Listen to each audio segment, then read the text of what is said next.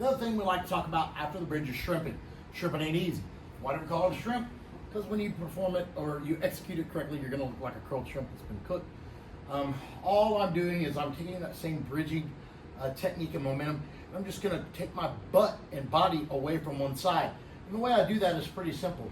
I'm going to come up, I'm going to bridge. When I bridge, I'm going to pick a side that I'm going to go to, okay?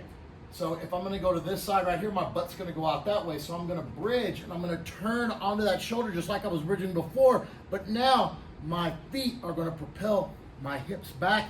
My hands are coming here to push against the simulating pushing against a person, which is why we would be shrimping anyway. My hands are in. I think about pushing.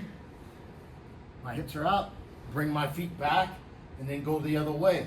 So I bridge, roll to my shoulder, think about pushing. I'm pushing with the feet.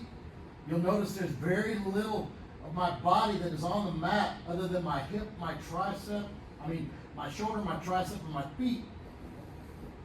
High speed, low drag. The less of me that's on the mat, the less friction there is. So when doing it back and forth, it would look like such. I'm here. I like to think heels, shoulder, push. So heels, shoulder, push, or bridge, heels, push. As such. And the best way to do this, to learn how to do this, is to have a partner come over you and let them be a training aid. So Robert's just going to walk his feet up into my armpits. So boom. And it doesn't matter what side I go to, but what's going to happen is I'm going to go 2-on-1 like a bench press. So I'm here, I need to come out of the hole. So I'm going to come that way. So this hand is going to go 2-on-1.